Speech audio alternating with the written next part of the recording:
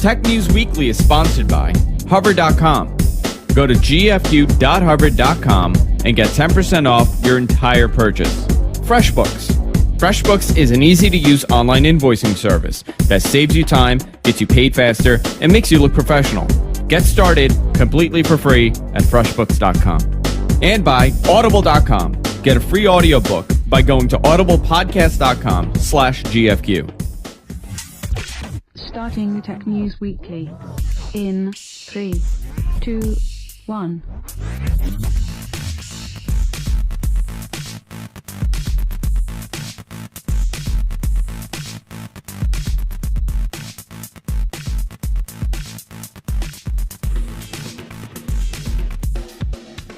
Welcome everybody to Tech News Weekly.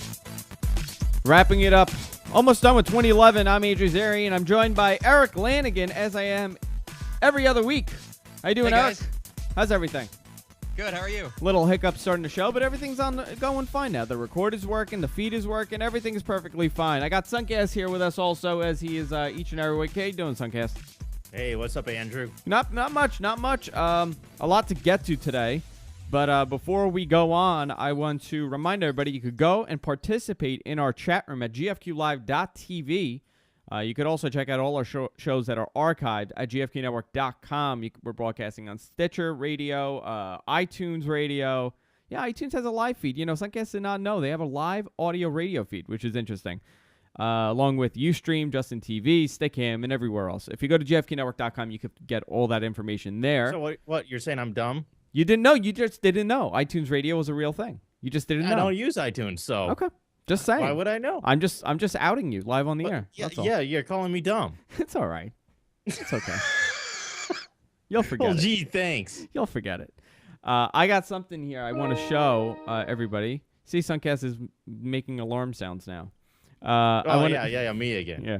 I want to show everybody. I got the new Galaxy Nexus phone. They were going to call it the Nexus Prime, and they decided to ditch the Prime. I'm going to demo this thing live on the air right now. If people have been following the show, they know I am not a big fan of Android. I've said it over the last couple of months. Erik, are you a fan of waiting Android? for this phone for a while? I have. Erik, do you like Android? I like Android in concept, and I'm very excited about a lot of these 4.0 features that I've read about and seen videos of. I don't have an Android phone myself because I'm not that big of a mobile phone and app user, quite frankly, so the iPhone 4 is just fine for me. But I can't wait to hear what you think about this one. Let me switch the camera. Let me just do a little demo for everybody. So I got a camera here set up. This is running Ice Cream Sandwich, so I'm going to have to maneuver this, which is the latest version of Android.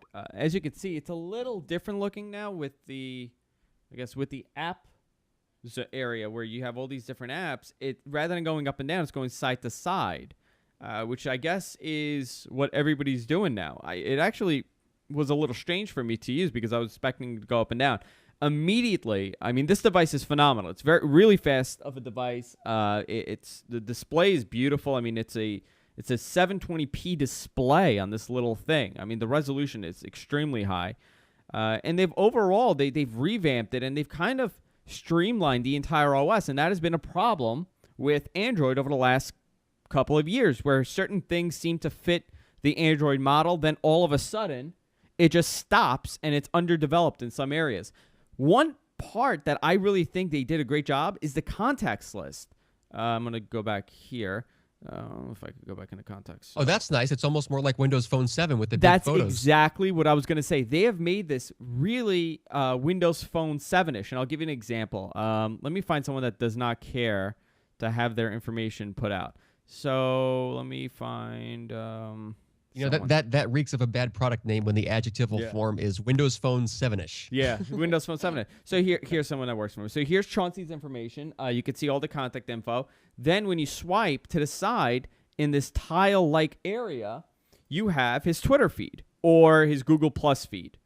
Then when you have your favorites are very tiles-like, and it's pretty much very Windows Phone-ish. And I guess, and the colors are kind of Windows Phone-y, right, with the blue. So yeah, a little bit. I don't know. I don't know if it's a mere coincidence or they are influenced. The phone is actually much better looking now with with the Can buttons. you scale down those icons when it's in a grid form like that? Which one are Or you is that talking just about? one size? Which Is it like a list view? are you talking about? This? Yeah. This when is you're in these that, are my that favorites. No, well, these are my favorites. Yeah, I have the Okay. list view right here. So this is my list view right here.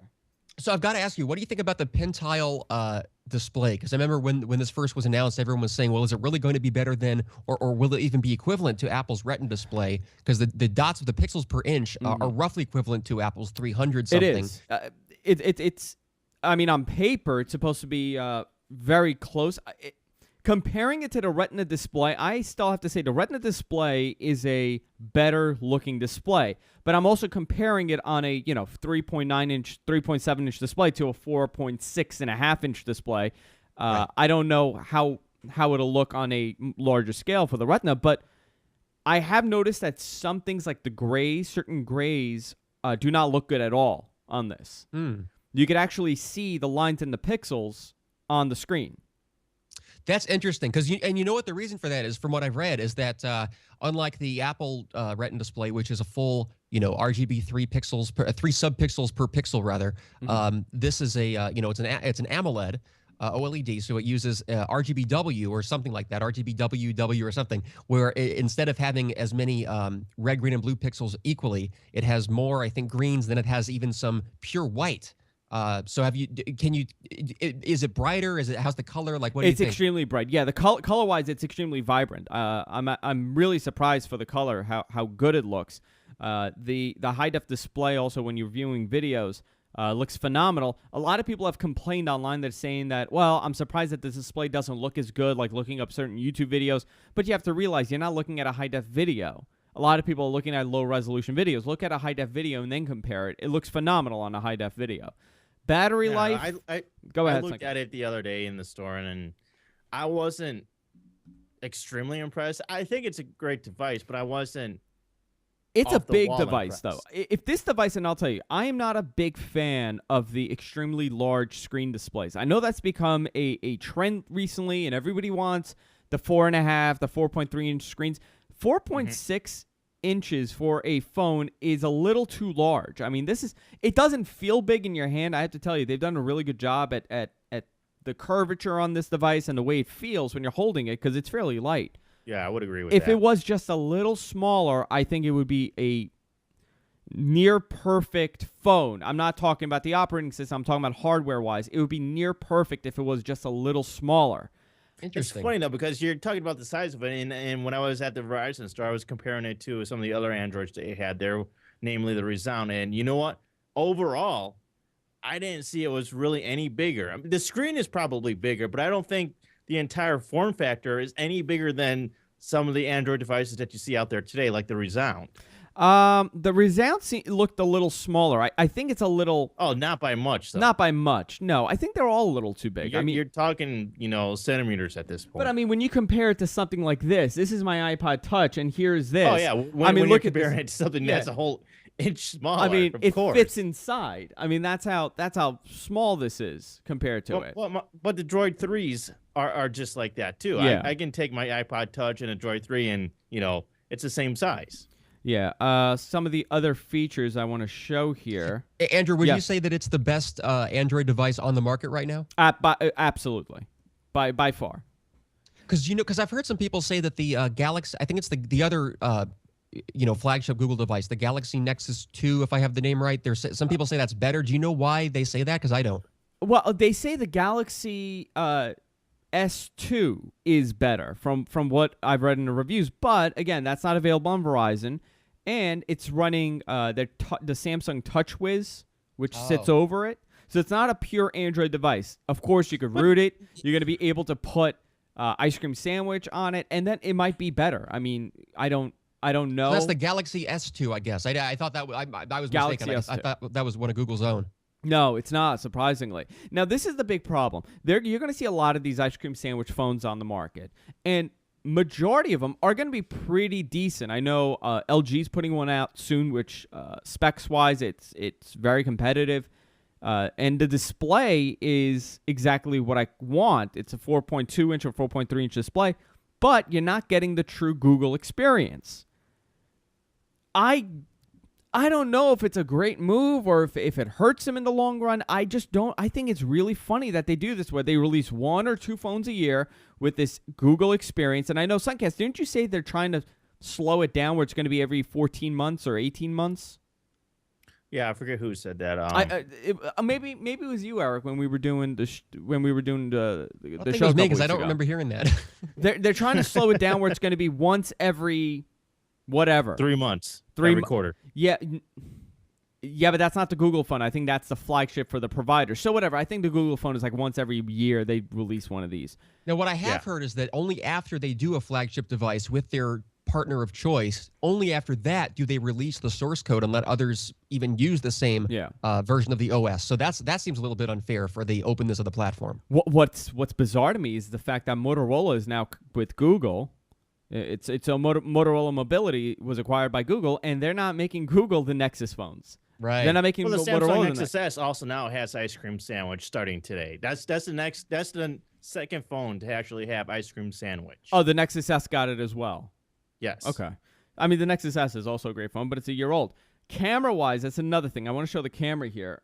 They've done a great job with the camera. It's a lot better to use. I mean, comparing it to all the other. I was in panorama. I was doing a whole thing here. There we go. So you could see, I'm going to take a picture and that's it. I mean, it's instant. I don't know if you could hear the shot. Let me see if I could do this. No, it's actually absolutely really quiet. No, it is fast. When I was playing around with it at the store, I was just like, oh, I already took it? Yeah, I mean, it's so fast. Again, it is not on par with the iPhone 4S because it does not have image stabilization like the iPhone 4S does, which really helps the camera out. And now, that was another thing. I just don't understand why they didn't implement it in this phone.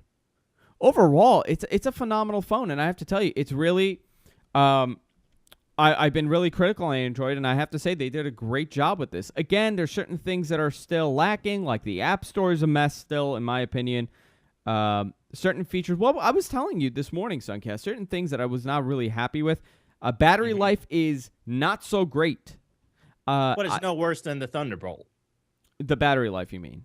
Yeah. No. Like, I'll give you an example. I just took this off from being fully charged, and I'm at 85%. I just took it off 23 minutes ago, so I've lost a quarter. That's just something that you live with these bleeding edge devices nowadays. Yeah. Is that you can't really expect the greatest battery life ever, and we'll talk about that more, and I think in some of the other bits that we have. Yeah. Also, I want to talk about the 4G a little bit. This is my first 4G phone. I did a bunch of speed tests throughout the entire day yesterday on 4G. I was getting, according to 4G, according to speedtest.com and on the 4G, and I tried different servers, I was getting over 20 megabits a second. Now, that's Fios speeds. My upload speed was around 5 megabits a second. I don't know if that was a glitch in the system, because I know those speed tests, sometimes they act funny, but that seemed a little high for me. 20 megabits a second, guys? I mean, does anybody know if that makes any sense for 4G currently? You're saying it's too high? I'm saying it's way too high. Well, the reason I've heard for that is that in the few markets that have had 4G coverage installed, people are getting much higher speeds than they will eventually get once more people are on the 4G network. It's just because they're the first ones there. There's no one else on the network, basically. I mean, the first time I did, I got like 38 megabits a second, and that's my Fios. That's what I have in the house. And I wouldn't be surprised either if they are doing, some shaping, a little bit of trickery there to make sure that the people who do a speed test, as opposed to like a consistent large file download, get a better, more accurate, or rather, just higher number when they get that ping. Yeah, that actually makes a lot of sense. They're kind of doing reverse what Time Warner and all the other guys are doing. Pretty much, I think Comcast drops you in the beginning, and then it raises it in the middle when these guys actually boost you, and then they drop you. So that's fascinating how they're doing that. But, I mean, it's a phenomenal phone. 5 megapixel camera could have been 802.11 N or what is it, N? I think it is N. Yeah, I think it is N. It wasn't very specific. It just said 802.1x. 32 gigs of storage. It's a 1.2 gigahertz processor. It's a dual-core, 1280 by 720. It's a great phone. It's a great phone. Now, again, I've had this for only a full day, so it's too early for me to sit and say, wow, this is amazing, but so far, so good. And I Have think you tried? Have you tried the face unlock feature? I have, and it works really good. Really? I mean, Have it's you tried it in the low light conditions? I did or? actually. Yeah, I tried it. Well, I had my Christmas tree lit, and I didn't have anything else lit, and I tried it, and it worked really well. Have you tried it with a photograph of yourself? Go ahead. No, I should though, shouldn't I? Yeah. 'Cause that's if what I've it'll- heard. I wonder if it'll do it if I hold it up against the screen. I'll try that actually. That's What do what you I was think going about to ask. Yeah, I'll I- give that a shot actually. What do you make of the buttonless? The fact that there are no hard buttons, they're soft buttons. This actually, you just reminded me what my complaint was. Now, because they're soft buttons, they're really close to the on-screen buttons, and I'll show you here. And if you are could they see- actually like on screen, or are they permanently there, but in like their own little section? I'll tell you right now, actually, I'm not too sure. I think they're permanently there. Nothing takes their spot, but But when you turn off the screen, do the icons disappear? yeah, they're gone. Yes. So I'll do it Okay. right now. So they're gone. I'm actually a pretty big fan of those soft keys. I think it's really nice. I'll tell you why I'm not a fan of it right now. So if I'm sending a text message, so let's Because I think there's not a single hard button on the front. Is that right? no hard buttons at all on the front. Only on the side, a volume button and a power button. But here's my gripe with this. So if I'm typing like this straightforward, I constantly hit those soft key buttons, and it throws me back to the main screen because when I'm typing fast, I keep my fingers just sliding, so they're really sensitive. That's my big problem with it. So if you can see here, I constantly hit this button here when I'm typing. And that's a problem. So I wonder if they'll be able to tone down the sensitivity for those soft key ones. I don't see why they couldn't. Yeah, so, but the browser's a lot better. Still not running Chrome, unfortunately, but it's a lot better than it was. But you are screwed if you try to go to my website with Android, because we realize nothing works. That's one of my complaints, I think, overall about Android is just, and it's not necessarily Google's fault. It's just that there's nothing out there. There's no companies out there supporting Android in some sort of live streaming fashion. I mean, we have Ustream, Justin TV, Stickam. We stream to all of those, yet you can't view any of those natively on an Android device as far Unless as I you're know. installing Flash. Now, the other issue is that even if you are doing HTML5, because Blip supports HTML5 video on our website, it does not work with this. No, it doesn't. The HTML5 video is not working I think properly. part of that, though, is just the way they have their HTML5 player coded, because there's so many different implementations and way it can design an HTML5 but YouTube didn't even work. player. YouTube didn't work. Yeah. Embedded Really? YouTube videos were not doesn't- working. YouTube doesn't work on Google's own operating system? From what I noticed from on our website only, I didn't check any other ones, but embedded YouTube videos implementing HTML5 do not work properly. Wow, that's an I mean, oversight. you can view the video, but trying to fast forward and rewind through the video doesn't work. And so why don't the other ones work? Why do they work on the iPhone but not on the Android? Is it because Android doesn't support that HTTP streaming? I'm not too sure. Well, what happens with the iPhone is that there's this HTTP live streaming stuff, and that is specifically an iOS protocol, and it's only iOS. That is not supported on Android whatsoever or any other platform. So, Well, now they're going to have to, because since Flash has abandoned the mobile platform, Android is going to have to do it. HTTP live streaming is a proprietary protocol by Apple. Are you sure, Sunkast? Because I know that they started it, but I could have sworn I read that they opened it up or they made it like an open standard recently. I know I'm not that sure about Adobe that. copied it in some way or licensed it somehow. I do know there's more protocols out there. MPEG Dash is one of the newer ones that just got a standard from the ISO that's going to be coming up pretty soon. Yeah, that's interesting. But I like the phone. It's a great phone. Still, is it better than the iPhone? It's too early for me to tell. And can you get it? What does it cost? Can you get it with a subsidy, or did you have to pay the full sticker price? No, I got it. Well, it was $299, and I receive a 25% discount at Verizon. I've seen it for as low as $150. Did you? Yeah. Wow, where was that? It might have been on Verizon. I think they did slash it. It might have been on Verizon or Amazon or one of the two.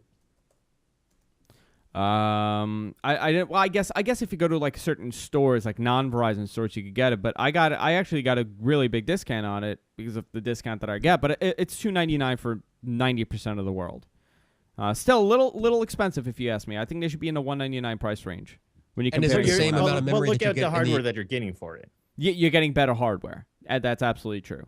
Are you, I mean, are you it getting the is same dual core. storage space that you get with an iPhone of that price? No, yeah, same thing. 32 gig and 32 gig. They're both $299. Yeah, so about the same. So I guess it is fairly comparable compared to the iPhone. But I like it a lot. I mean, it's a really, really good job by them. How about just one last question? What about media pinning? Have you tried that? I remember that was a demo they gave of how you can pin your cloud stored videos and songs and so forth. I have not tried it, actually. Let me see how I could do that. So theoretically, with Google Music, I should be able to pin what's in Google Music, right? Yeah. I just remember seeing from their early demo, I think even at Google I/O, that it seemed like they had a remarkably simple way to do that. And I thought that's good. Good job. I don't know how to pin, actually. I don't understand how to do it. Well, I guess it's not as simple as I thought. Not as simple as you thought. That explains it. No, I'll look into it, actually. I didn't know that you could do that. But my battery, the battery life is not that great. I'm actually quite disappointed with the battery life. But again, it is what it is for now, and I'm sure they'll fix it later on. Why don't we go with some news, guys? Sunkast, why don't you pick the first story since I rambled on for about 20 minutes with this phone stuff? Well, I'm really itching to go into all of this RIM stuff. Go ahead. That's your thing. I believe it was yesterday that RIM announced their third quarter earnings and all that stuff. Let me find the story here because it has all the stats in it.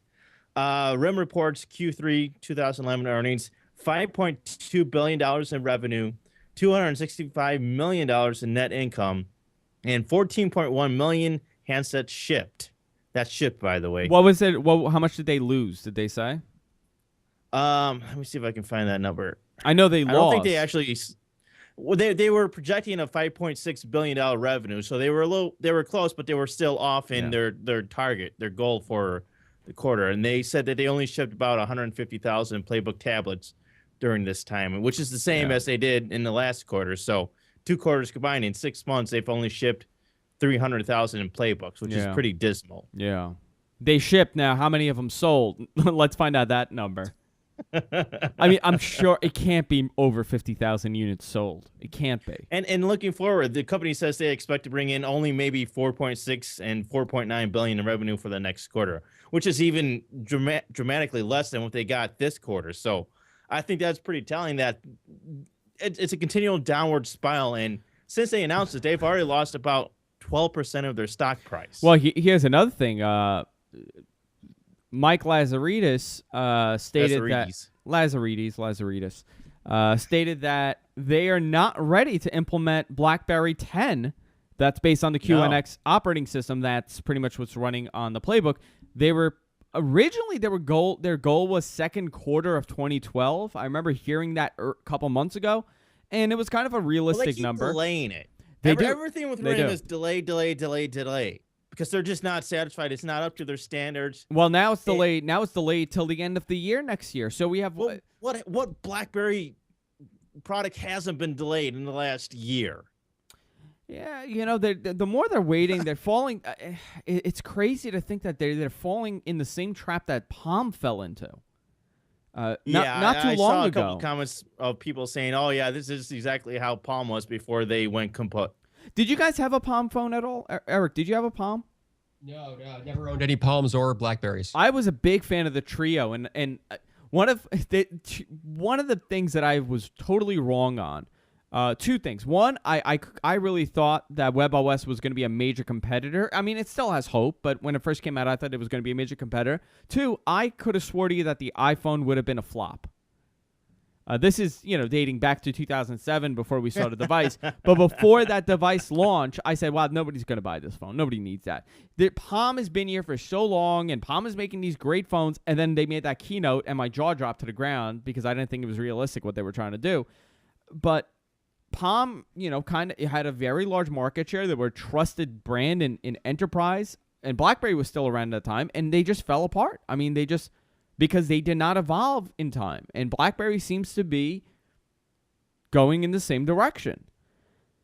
again, to defend BlackBerry, they have enterprise. They're slower to developing new technologies because they need to keep enterprise happy. But Well, that's just the point. Is they're slow. I mean, seriously. By the time they get these new phones out, they're saying that it's going to be the latter part of 2012, and by that time, I think Android devices will, in large part, probably be on quad cores by then. So Sunkast, you seem to have a big interest in BlackBerry. Tell me what do they have to offer? I mean, what is worth the wait? Honestly, in my opinion, they don't really don't. I mean, I hate saying that because, in 2007 I bought a BlackBerry and I loved it. And by the way, you did BlackBerry coverage for many years. Oh yeah, yeah. I did for about 2-3 years, and so it's just really disappointing to see them fall behind. The problem is that I was talking to one of my friends who's a big BlackBerry developer, and he says that their Canadian companies, by and large part, are slow to change, and I think RIM, because of its large size, is even slower. So when somebody like Google started coming into the game and Apple started coming into the game, they were able to move much faster because they were newer. And BlackBerry just had never really been able to adapt and change to what's now the handset market. So what do you do? And the fact that they don't have these new super phones with QNX coming out into the latter part of 2012, it's just disappointing because me personally, I've been waiting for these phones for like 2-3 years now. So it's like, I'll wait and see what they come out with the new stuff, with the new BlackBerry 7, with the new BlackBerry 10. The BlackBerry 7 stuff, it was pretty disappointing. Nothing revolutionary, nothing really new there. We're waiting for the LTE, the dual core stuff. Which, by the way, speaking of the LTE, that's why they're saying that these new QNX super phones are delayed, is because they want the new LTE chips don't meet their standards right now. They don't say that it can match the battery life that they expect of their devices, which is why they're delaying it to the second part of 2012. Yeah, but does a consumer care about LTE as much as these companies want? I don't think it's that big of a deal. When you use LTE, I don't think you could ever go back, but many people don't really understand or care to go to LTE at this point. Yeah, and it's certainly honestly, I'd love to enough at yet least to really make it a mainstream device. Yeah. What do you guys make of the rumors of BlackBerry? Hold on. What was that? What was that, Eric? Sorry. What was that? Sorry, Eric? we got some crosstalk. Yeah, it's mixed minus issues. What do you guys make of the rumor that BlackBerry may abandon hardware and only make software? I don't know if there's any truth to that, but it seems to me that would be a kind of stupid idea, because if all they make is the software for managing that stuff, like for enterprises, well, Apple or Google could just come out with their own version and give it away for free. So what would that even do for them? Yeah, Sunkast, you take this one first. What do you think? I haven't necessarily heard that particularly, but it just doesn't, in my opinion, and what I know of RIM, just doesn't seem like something they would particularly be interested in doing, unless it was some sort of latch-ditch effort to save the company. I mean, if you ask me, I think they should do the opposite. I always said WebOS would have been a great option for them, because there is a lot of similarities between the QNX operating system. I'm not talking about the code, I'm not talking about the core, but the overall look of it. They do share many similar functions. It might have been easier for them to buy WebOS or implement WebOS, and it's still a reality considering WebOS is open source now. Anybody could grab it. It's just bad news upon bad news. I mean, if you look at it, even their second generation playbook has been delayed for at least 6 months. It was supposed to come out summer of this year, never did. Now it's supposed to come out in February next year, and even then, if you look at the numbers of their playbook selling now, it's like, why would you even bother with a second generation? You really think that a second generation is going to be that much better? But let's talk about the evolution of the other operating systems. And I said this on Wednesday with Paul, and I got a lot of emails, and I wanted to know both your opinions on this. We were discussing the evolution of the current mobile operating systems, and where Android is at this point, and where iOS is, and where Windows Phone is, and BlackBerry. And I stated that the evolution of iOS has kind of hit the peak. I cannot see them evolving this current operating system in its current state and having this huge pop. When they went from the original version to 4, I think there was major improvements there, and 4 to 5 was small, but I cannot see them doing a huge pop type thing to this operating system. Are we at the point that they have to kind of think outside of the box and think the next generation of this operating system? Android has just, in my opinion, just now gotten to where iOS was a year and a half ago. So they still have some time. But as far as these operating systems go, we know BlackBerry has to do a major revamp. Windows Phone is doing quite well right now. WebOS is on the market. Anybody could use. Is it time that iOS and Apple... Is it time that Apple says, you know what, we need to think outside the box. We need to change something dramatically in iOS? I expected they would in iOS 5, and then they didn't. Yeah. So I think there is probably going to be a major... I think we're going to see a major visual overhaul for iOS very soon, because visually they are starting to stagnate compared to Android and Windows Phone 7. They kind of look a little bit more modern than the row of tiles with Helvetica. And you know what? I have to tell you, I can't believe I'm saying this, but Android looks like a much more modern OS than the latest version of iOS. Yeah. Yeah. It looks a little bit more, futuristic. It is a It's little futuristic. slicker. Yeah. And yeah, it's sleeker. Yeah, absolutely. I guess that's it. I mean, with the context and the way that the contact system works, like you still don't have images in your iOS contacts. Like next to the context. I mean, that's a simple thing that they could implement, which they don't. I guess they're going for the simplistic look, but yeah, I agree with this you. is going to start affecting them. It's time for Apple to iterate on some of the things that their competitors have gotten ahead on. Apple needs. It's time for them to reiterate the ideas that they, is it iterate again or reiterate? I don't know. But to just revamp the ideas that were there in the 2007 launch version of iOS, because a lot of those ideas, even the Maps application, address book, a lot of that has been mostly unchanged. I mean, we're looking at almost 5 years for the operating system. So 5 years ago, everything changed. What's the lifespan of an operating system like this? When you look at Android, Android is still evolving, of course, and they have a year and a half behind them. But where was BlackBerry 5 years ago, Sunkast, compared to now? They really have not done anything. Oh, no. In 5 years, they have done a few things. I think their prime was, I believe, 2007, 2008, and 2009 a little bit. Was it? But it was getting dated was when then. they were in their prime. But it was still kind of dated compared to when the iPhone came out. So my point is, they could have... Well, if you look at it, I think we started seeing BlackBerry really become a name in about 2004, 2005, I think is when they really started taking off and having a name for themselves.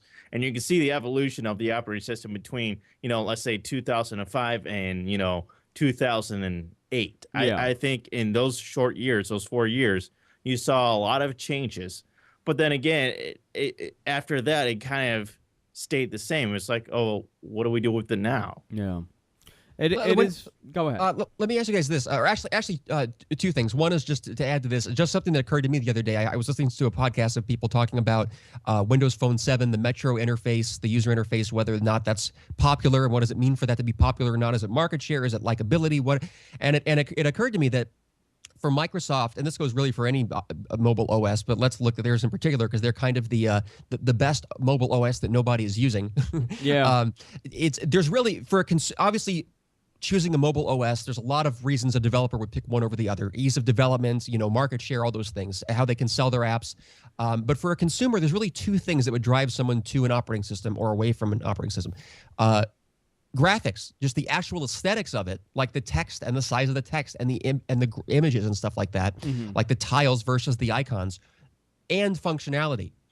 And if you ask me, the way that Microsoft has to get into this mobile OS market share is to give their developers internally a version that looks identical to iOS. Just make all the fonts Helvetica. Interesting. Okay. Make all the tiles into smaller rounded rectangles, and then pretend you have the identical aesthetics, and then see what experience you can make that would surprise and delight and improve on the user experience. Then, only after you've successfully done that, can you worry about fonts and design and stuff like that. So you feel that the tile idea is not necessarily the right direction for them? Well, the thing that made me think about this was people were debating whether that's actually popular, and the fact that we don't know whether that Metro UI is actually aesthetically pleasing. It is the most different mobile OS I'd say that's out there. Every other mobile OS, the including visual Apple's, style is very flat. Flat. Yeah, it is flat. and very harsh edges, very sharp corners on everything, very big, the whole horizontal scrolling. See, and so my point is, I look at that as a separate thing. It's such an aesthetic statement that they do risk alienating potential customers who just don't like the look of it. Whereas I think Android and iOS are not as visually iconoclastic or unique that they would actually drive a person away.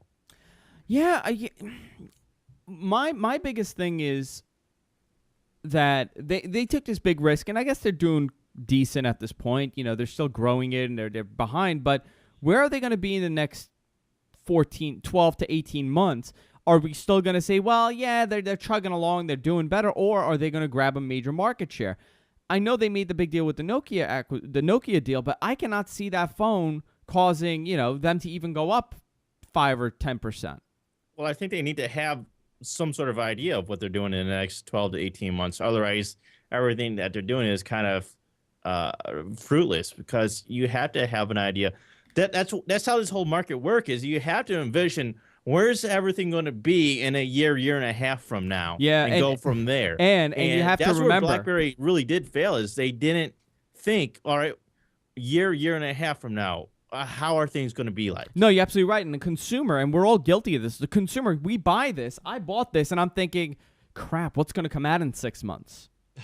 and it's that way of thinking. I mean, we've seen it with the iPhone, we've seen it with the iPad, where every 12 months or even less, we've seen the iPhone 4S and the 4 came out, it was, well, they delayed it. Yeah, so it was about a year. But we're seeing this quick cycle of these devices, and it doesn't matter. We still care about the software. We want major improvements. When every BlackBerry looks the same, it's kind of hard to sell that device, no matter how many times you rebrand the bold. And yet they're still planning a massive promotion campaign for it. So what good is that going to do? Oh, no, go ahead, Eric. I apologize. The latency, and I don't hear you guys when I start talking. Just as a last question I have about the BlackBerry stuff, what I hear time and time again is that, BlackBerry is behind in hardware. They're behind in the user interface. It's like the only thing that they have to offer, the only reason anyone would continue to buy their products is the manageability, the enterprise, corporate, IT, big company manageability for each phone, for employees and all that stuff. So my question is, why on earth hasn't Google, Apple, Microsoft, why haven't any of them delivered the death blow already just by making similar software? Sunkast, you want to take that one? See, that's very hard to answer, because nobody really knows why they haven't done something like that. Part of it, though, is just because BlackBerry and RIM have such a stranglehold on that market that, you really have to come out with something that's matches or excels somewhere that BlackBerry doesn't with their manageability. Now, Sunkast, what do you mean by manageability? Do you mean the fact that they had, they have server support and it's easy to do the email client is better? I mean, what's manageable compared to the other ones? In the enterprise, when you're running a BlackBerry enterprise server, you can basically do whatever you want to an employee's phone. You can erase it. You can download stuff to it. You can change the applications. Basically, anything you can think of, you can manage remotely from a computer on that device. So can you not do that with the other ones? No. Okay. And I think you can do it to a degree, because what they've started to do now is... Oh, sorry. Go ahead. Can't you choose to shoot? You can choose to send all web traffic through a corporate VPN or something. There's a lot of deep encryption, deep hardware routing of all traffic, if you wish. There's a lot of that stuff, and I think Google and Microsoft, I'm sure they could write equivalent software. They know enterprise security and that kind of stuff.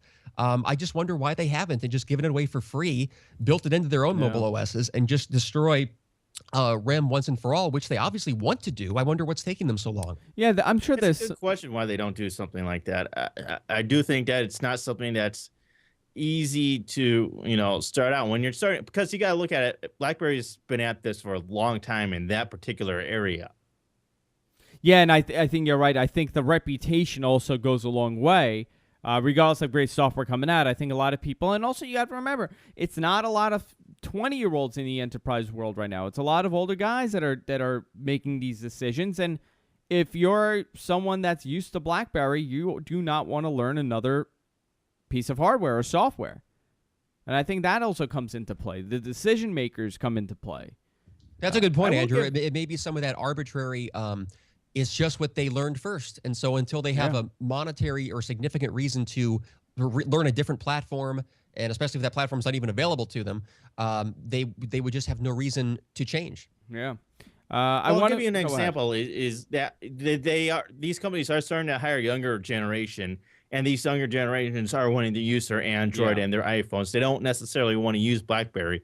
In return, RIM has opened up to the idea and has actually implemented some tools in their new BlackBerry Enterprise Server software that will allow you to manage, in some degree, those devices.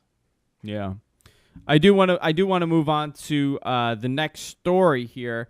The next generation iPad available in 3 to 4 months. Reports say, kind of realistic, right? What are we looking at? February, March? 3 to 4 months? Yeah, March. Updates on the status of the next generation iPad are becoming more frequent as Asia-based supply chains gear up for production. It's coming close. I mean, thinner, right? The rumors are Retina display. What do you think? I know Erik knows a lot about. Can it about get any thinner? Exactly, but again, this was a big jump from the original to now. To the second. That was a nice leap as far as the hardware went, the specs went. Will the third generation be as big of a bang as the second gen was? What can they do? Better camera, of course, high-def camera they'll probably put in there. They'll probably put a Retina display.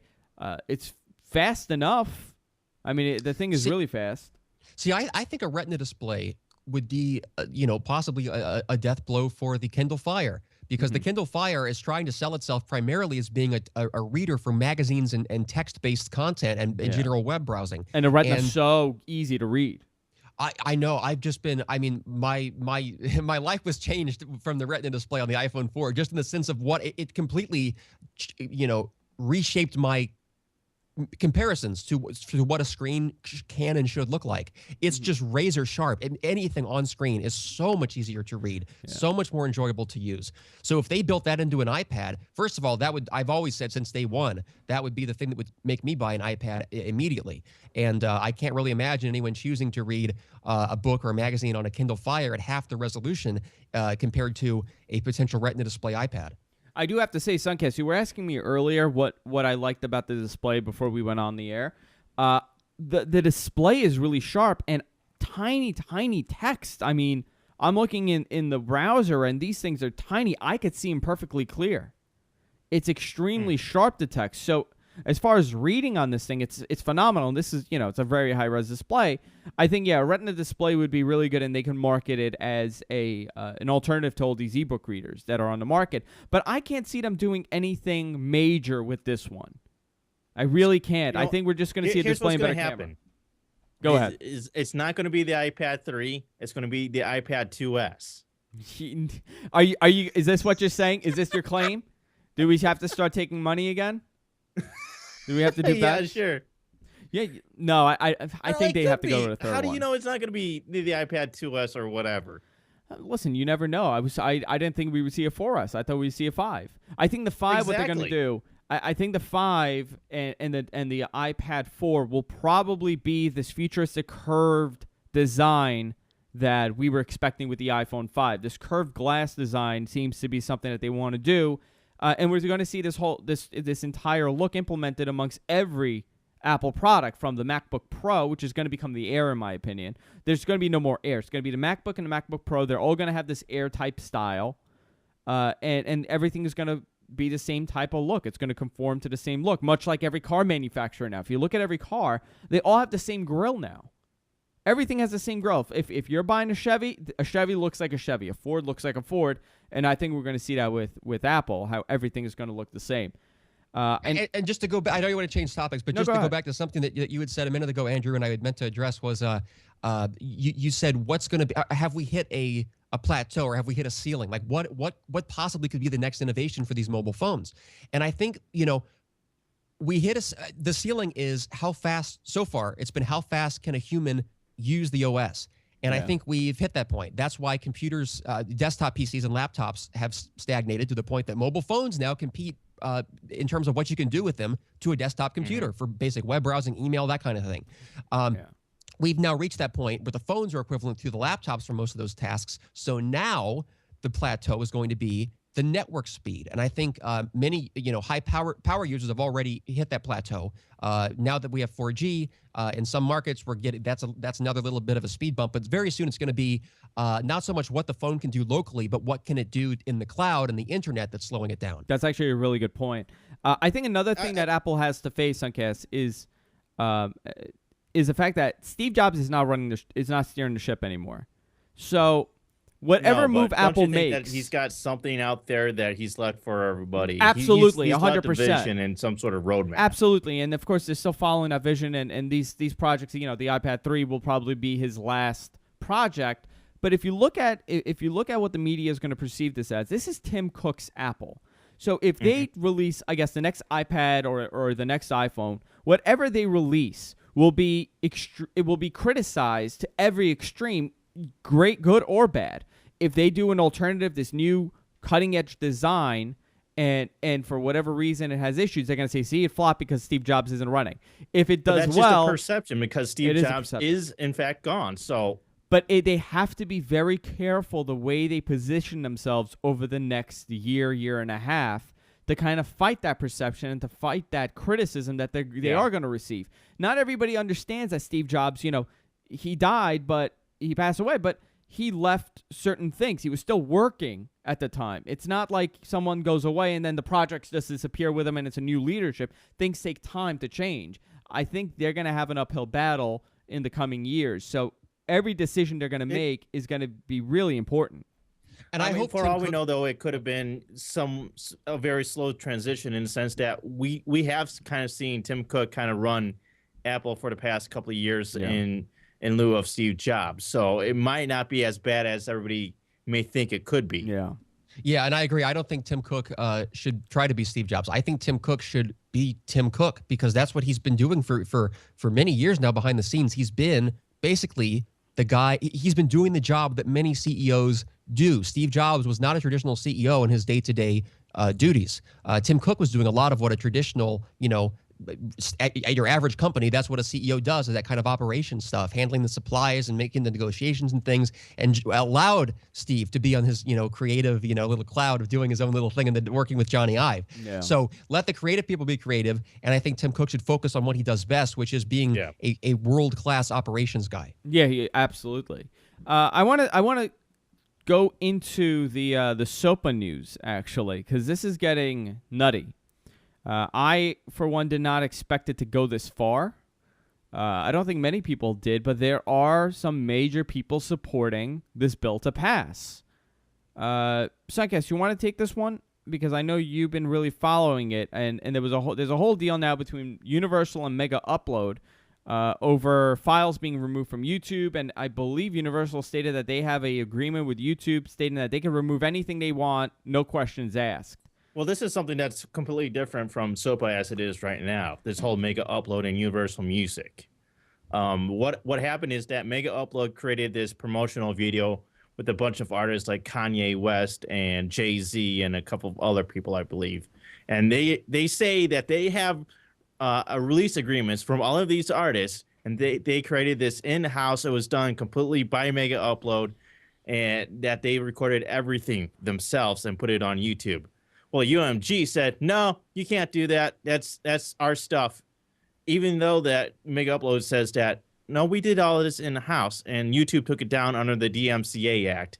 And so they countered saying, no, that's all our stuff. And so now it's going through a whole deal. And at this time, I don't know if it's up yet. I have to check the story if it said it was up yet. Well, the fact is that with the SOPA, the bill... And again, I do agree that there has to be something put in place for piracy to kind of understand the other side. But it's a lot of people that are non-technical making decisions about something that's extremely technical and extremely complicated. It's not black or white. That's everybody in Congress. Basically. That's everybody in Congress. It's people that do not understand how these things work. how they understand legalese, but they don't understand anything else. yeah. Like I'll give an example. One aspect of SOPA is that if you are, hey guys, the other show is here. If Erik we are the show. Come on, Andrew. You are the show. If Erik, for example, puts a clip of How I Met Your Mother on YouTube, and I take that video and I share it on Facebook, I am guilty of spreading piracy, and so is Erik, and so is the provider, and so is the host. Yeah, and according to everybody this, responsible. everybody's responsible for it. So this pretty much shuts down the internet. That's how it works. Nobody's going to want to share anything anymore. Another example is if Erik is a photographer and owns the content, and he puts a picture up, and I take that picture and I put it on Facebook and I say, wow, Erik took a great picture, I technically am guilty of stealing his material, and I could theoretically be fined or go to jail. Or if you even quote something, if you post something as a quote, or even in a news context. I mean, what it really does is, it is I keep saying this word, but it's the death blow to fair use. That's what we've seen with this whole thing with Universal Music going after the YouTube takedowns, is people are posting the video completely as news reporting, fair use, and these new, the DMCA, and even worse, if SOPA actually happens and passes, it just strips that entirely. So you can just censor anything you want just by making an arbitrary claim to the copyright or saying that someone else owns it. Well, I think another issue is that YouTube is very it's automated. They don't understand fair use until it's too late and you got to appeal it. We've had things pulled. Yeah, their whole process is very interesting. According to the DMCA, you have to wait at least 10 days before you can even put that video back up. I'll give an example. YouTube pulled a video of ours when they did that Google announcement where they were giving the new when they revamped Gmail. We were discussing it on the show. We took it and we played a little video of it and we commented on the look. They took it off because they claimed that they owned the rights to it. I appealed it. I said, well, we're it's fair use. We're commenting on the service, and we weren't even critical. We praised it. We said it looks great. Then after 20 days, they allowed the video to go back up. Mm-hmm. It took them 10 days to do it, and it took 10 days to put it back up. So it makes no sense to me. But this is going to be a huge blow, and the way it looks, SOPA's going to pass. You think? Yeah, I think that's pretty sad. One good thing about this whole from UMG, what I've noticed today, what I saw today. One good thing about this UMG and MegaUpload debacle is that there is actually a judge looking at this and going to rule whether or not UMG actually abused the DMCA Act. Which they did. I believe they did. Yeah. Right.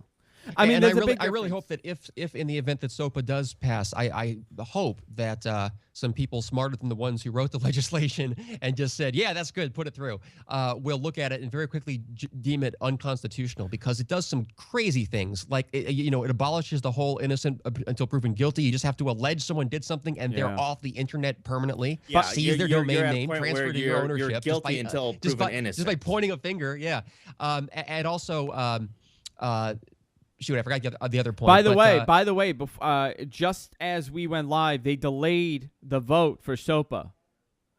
It won't be held till 2012. The vote. Oh, and I remember my other point was that it also has stuff that applies globally. Like, just would pull it off the world's internet, even though they have no jurisdiction over websites that are not hosted or in the domaining system outside the U.S. I was watching one of the news channels, and they were discussing SOPA, and a congressman was for SOPA, and he was saying how it's the same if I went to your house and I stole your lamp and I put it in my house and I use it in my house, and all my friends came over and they saw the lamp, and everybody knew it's not mine, but nobody did a thing. They should all be guilty of it. And one of the, I guess like it was like an advocacy group that was fighting against it turned around and goes, how can you compare me going into your house and physically taking the lamp to a 18-year-old kid putting a clip of Seinfeld on his Facebook saying, wow, this is a funny clip? How can you even compare the two to any level? That's an excellent point. The sharing of something that is already as public and free as TV. And there's a mindset thing that people have to that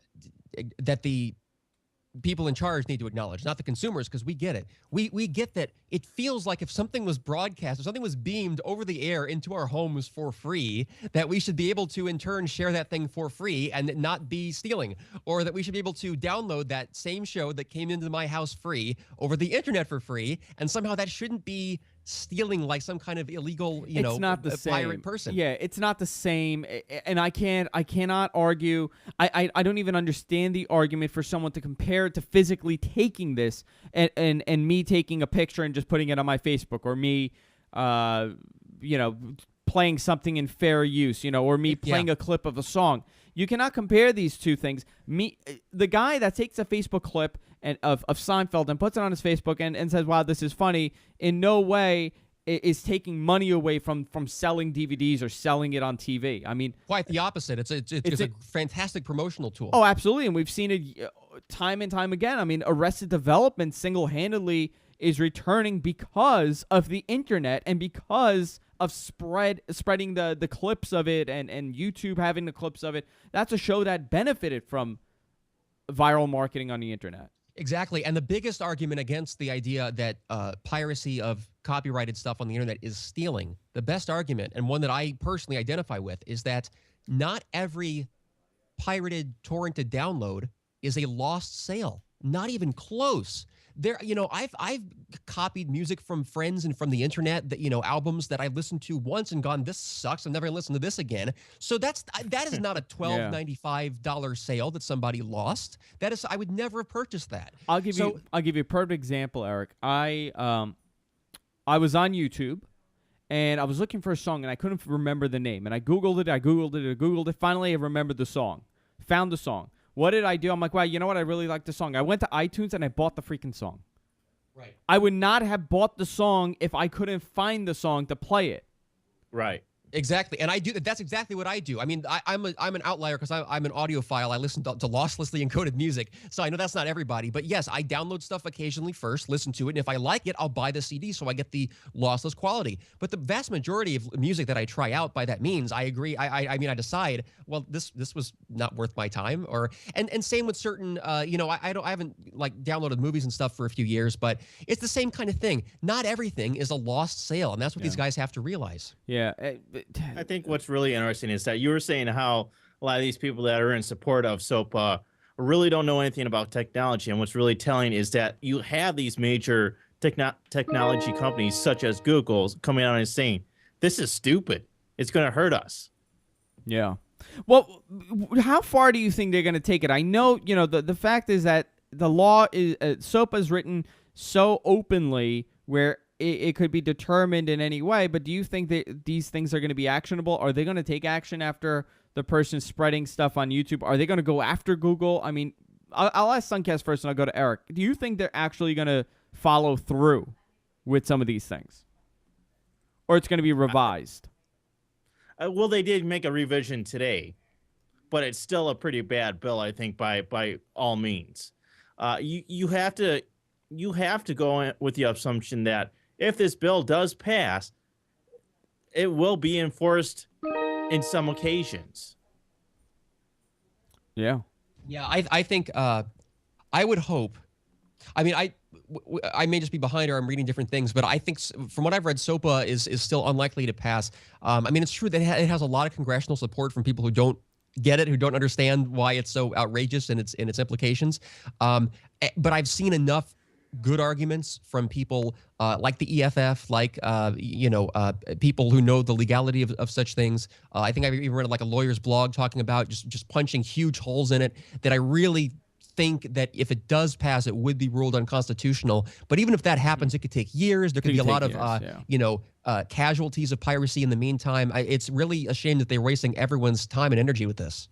I'm actually so surprised that it's gotten this far. I never thought it would get this far when this story first came out, but anything's possible at this point, and it's quite scary.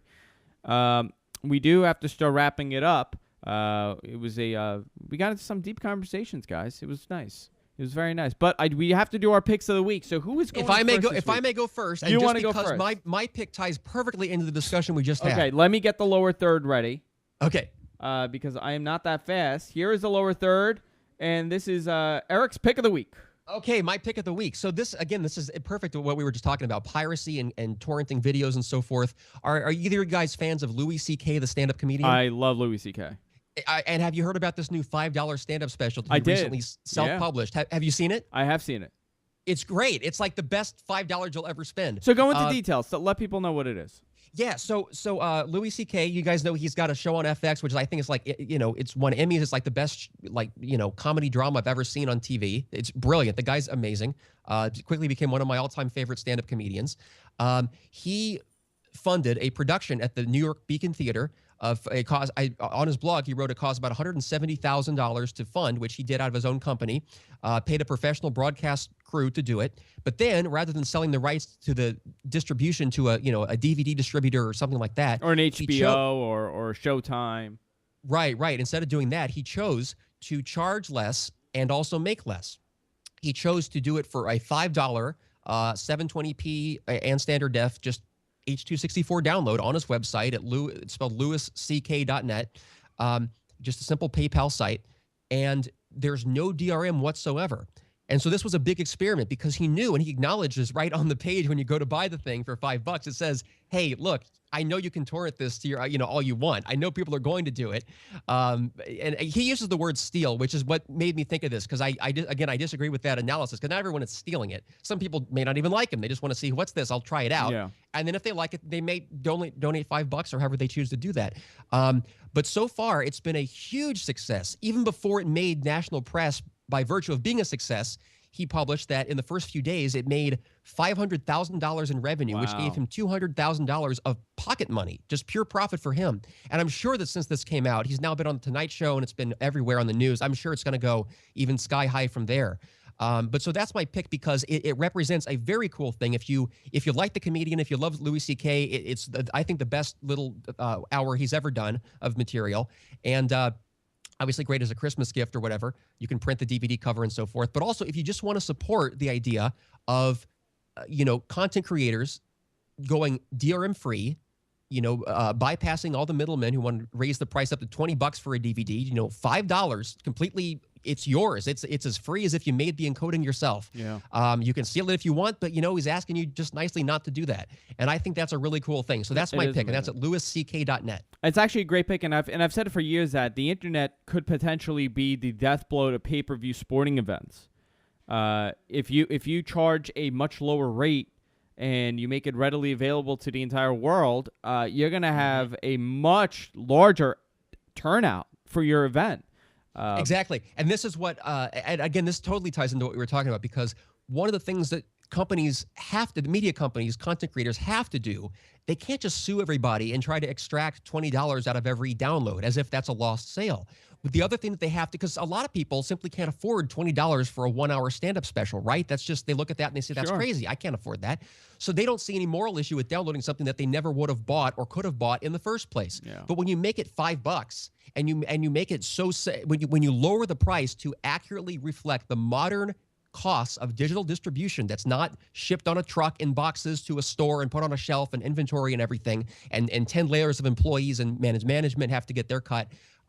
It is cheaper now. You can do this more cheaply over the internet, and if you acknowledge that and pass the savings along to the consumer, that is the best deterrent to piracy I can imagine. Yeah. No, that's a great pick, Eric. Actually, really, really good pick. Sunkast, do you want to go next, or you want me to go? I can go next if you want. Okay, you go. All right, so my pick this week is a website called One Receipt. It's really cool. That's not the picture of it. That is not the picture of it. That's from last week. I will go to myself until Sunkast is I got it right has here. a picture. Back to you, Sunkast. So as I was saying, One Receipt is a website that tracks both your online and offline purchases in one convenient location. It's pretty cool. It's free, which is what I really love about this, is that, let's face it, myself included, some of us really just stuff our inbox and leave our receipts in there. If you're a Gmail user like myself, it's just easy to leave it in there and not care about it. But what One Receipt does, it takes all of that stuff and actually makes it into a nice list where you can see all your purchases in a nice organized way. That's what it really does, is it organizes your receipts. Not only that, but it can also do your offline receipts. You can input your offline receipts, which is really cool. And not only that, but you can also email receipts. So if you get a new receipt, you can just forward that to your own personalized email address from one receipt, and it'll show up right there with you, with your other receipts. It's pretty cool. I like it. Let's see. Is there any other information about this? I think it's really cool. Like I said, it's free. It has that personal email address attached to it. But the only downside is that right now it only works with Gmail and Yahoo. Okay, so I'll give you an example. If I have my Apple receipt, my Amazon receipt, that everything goes, that's going into Gmail, it pretty much grabs it. Would it tell me a total for that month? So can I see how much I spent? Would it give me like a total of everything I spent for that month? Yeah, it's really cool. That's great. It provides some analytics so that you can see your spending month to month. That's actually really helpful for me. You can also filter from a wide variety of criteria as well. So if you want to look for a specific date, you're looking for prices, you want to your order total, it's pretty cool in that you can do that as well. That's actually a really good pick, Sunkast. I like it a lot. My pick this week is, I've done these online radio providers for a while. I've spoken about a couple of them, but I'm going to talk about one of my all-time favorites, and that's TuneIn Radio. I'm going to pull up TuneIn Radio. Sunkast is pulling it up on his end right now. Did you pull it up, Sunkast? I might not have switched the camera. Okay, so I'm going to show you here on mine what TuneIn Radio does. It's a radio app, so you could have all your favorite stations. You could have local stations, recommended station, music, news. It's a well categorized, and we're also there. So if you put in GFQ Network broadcast on TuneIn Radio. The reason why I really like TuneIn Radio and it separates itself from the other ones is the fact that you could record programming. So if you know you're going to be around but you can't really listen to the show, you could hit record and actually record whatever program you're looking to do. You could just record it right there. Is it pulled up? Yeah. Oh, there we go. So here's what it looks like now. So you go to GFQ. Can you go to the main page also? Yes. So that's our page there. It gives you a listing. It also provides you podcasts. So if a radio network like us has a bunch of podcasts, it condenses everything to one location. So that's the main page. You can see local radio, you can see music, and it pretty much has everything you want, from podcasts to local radio stations in your area. That's TuneIn Radio. You can go to tuneInradio.com for more information. Big fan of theirs, actually. I listen all the time in my car, so it works quite well over Bluetooth. So TuneIn Radio, that's my pick of the week. Erik, thank you so much for returning once again. Thank you, guys. Always fun. I love our conversations. You go to eriklanigan.com for all things Erik. Also go to his Twitter page, @ErikLanigan. We'll provide you with a link on our website. Sunkast, your website, which you recently moved over to GFQ servers. Yes, I did. It's called Amadeus, Amadeus.com. I'll spell it for you if I can remember how to do it this week. Amadeus. Amadeus, kind of like Mozart Amadeus. It's a music blog. I like to find artists out there that aren't extremely popular. They're not mainstream, but they love to sing, and they have a great voice, and they're just kind of undiscovered right now. And I like to feature them on my website, Amadeus. Excellent. Great site. Also, you could, as I say each and every show, you could go to our website, guysfromqueens.com. Also, go to stream us at gfqlive.tv. I encourage each and every one of you to hang out with us, chat with us. We have a great chat room, about 30 people in there right now. Following the show, we have our comic book show, our resident comic geeks, Rich and John. They're in my living room staring at my Christmas tree right now, so I got to bring them in. You could also go to our website, gfqnetwork.com, to catch all our podcasts. Everything is archived there within a day or two when Sunkast gets around to editing them. We're also on iTunes. I encourage you guys to subscribe to us on iTunes at itunes.com/GFQ. That's our special landing page on iTunes. So be sure to check it out. Until next week, have a good night, everybody.